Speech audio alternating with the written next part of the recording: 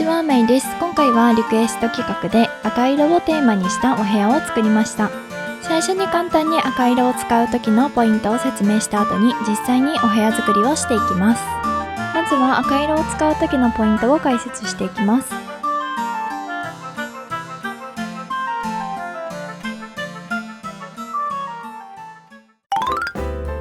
赤色を使う時のポイントはこんな感じです。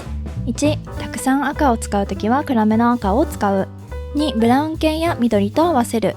3、明るい赤はポイント使いをする。この3つです。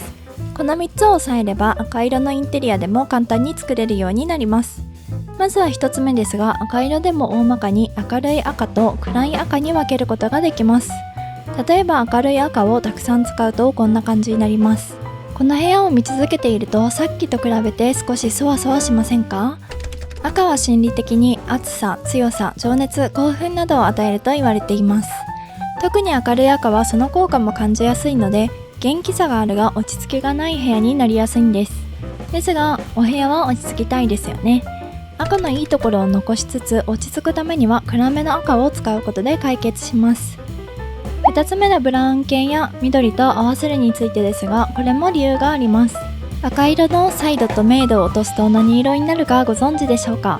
もうご存知の方もいらっしゃるかと思いますが、答えを一緒に見てみましょう。明るい赤の状態から明るさを下げて、さらに鮮やかさをだんだん減らしていきます。赤のサイドと明度を落とすと茶色になるんです。なので赤にはブラウン系がよく合うんですよね。今回は暗めの赤がメインカラーなのでダークブラウンがおすすめです。赤の明るさに合わせたブラウンがよく合いますよ。次によく合う色の緑ですが、赤と補色の関係にあるのでお互いを引き立て合う色です。赤をメインカラーにする部屋において、緑を使う時には注意が必要です。取り入れすぎると目がチカチカしたり、お互いの良い効果を打ち消してしまいます。なので数点取り入れるだけにしましょう。3つ目の明るい赤はポイント使いをするについてです。椅子で赤いものをほぼ全て集めてみました。なんとなくですが、左右で明るい赤と暗い赤で分けています。この中で使いやすいものを独自の偏見で絞ってみました。選んだ理由としては、使う場面が安易に想像できる、家具に使われている色が少ない、この2点のポイントで選びました。アクセントで家具を選ぶときは椅子以外にもこの2点を重視すると選びやすいかなと思います。細かいポイントなどは実際に部屋を作りながら解説していきます。では3つのポイントを押さえながら実際に部屋を作っていきます。今回のテーマは英国老紳士が住んでいそうな古い部屋です。重厚感あふれる部屋作りをしていきます。部屋の概要です。部屋の大きさは 8×8、窓はなし、エントランスはレンガ。明るさは黄色で暗めですが、作業中は明るくしていきます。環境音はなしです。壁紙と床の概要です。赤がテーマなので暗い赤を採用し、それに合うように床もダークブラウン系です。赤は色のインパクトが強すぎるので無彩色の黒も採用しています。今回の部屋の間取りです。簡単な間取りなのはワンルームを想定しているからです。それでは奥から作っていきます。ここの両端に仕切り壁を立てます。出窓風にしたいので仕切り壁の内側に柱を2本ずつ立てます。さらに仕切り壁の前に家具を置いていきます。こうすることにより窓が少しだけ奥に出っ張っているように見えます。出窓の部分を有効活用したいので家具を置いてくつろぎスペースを作ります。日本で出窓部分にソファーを置いているというレイアウトはあまり見ないのですが、これはウィンドウベンチと呼ばれたりします。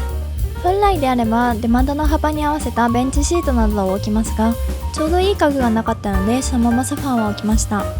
ここに住んでいる英国紳士はいろんな国へ出かけたという設定なので、ちょっと珍しい家具を置いていきます。次はリビングを作ります。赤色以外の家具を置くときはなるべくダークブラウン系がおすすめです。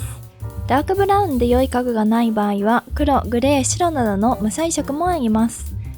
玉座とスツールで明るい赤を取り入れます。明るい赤をポイントで使うときは周りの家具に注意が必要です。周りの色はなるべくブラウン系など家具を置いてあまり目が痛くならないようにします。玉座の後ろに緑があるのですが、これもダークグリーンなので引き立ててくれます。この時にライトグリーンや原色に近い緑だと目がチカチカしてしまうので注意してくださいね。英国紳士のたしなみとしてバイオリンを置きます。シャーロック・ホームズ風ですね。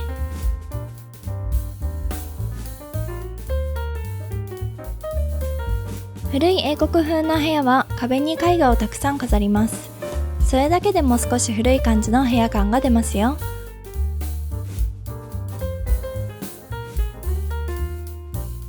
バスルームなどにつながるドアをつけます。この部屋の隣なので多分ダークグリーンがメインカラーになりそうですね。メインの部屋の補色で違う部屋を作るって粋だと思います。リビングと出窓の部分が完成しました。次は右側を作っていきます。英国紳士風の部屋なので本当は別の部分に寝室を作りたかったのですが、場所が余ったので寝室を無理やり作りました。大きな家具を置くときは他の家具の位置と揃えるようにして置くようにします。今回なら暖炉やソファー、天蓋付きカウンターですね。ベッドの色もダークブラウンと暗い赤を採用しています。エレガントとアンティークシリーズのダークブラウンを選んでおけば間違いないですね。補色の緑を入れるときは部屋全体でも 2,3 個程度にするといいと思います。右側の壁にも先ほどと同じように絵画をたくさん飾っていきます。これで全ての家具を飾り付け終わりました。ここからは好みなのですが、最後に赤い絨毯を部屋全体に敷き詰めます。本当はもっと細かい柄でアンティークっぽいものにしたかったのですが、いいサイズのものがないのでこれで妥協しています。これで全て完成です。イギリスでは曇りの日が多いと聞くので、その雰囲気を出したいので電気を調整します。曇りの日の部屋の中といった雰囲気が出ましたね。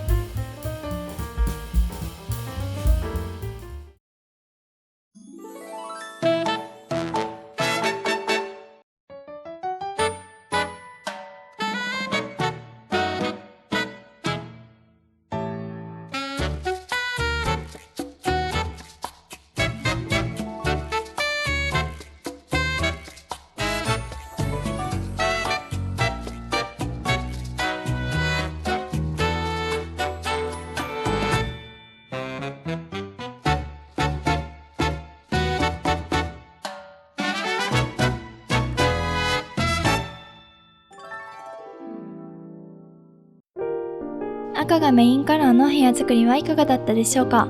赤をメインカラーにした部屋作りはこの3つのポイントで作りやすくなると思います。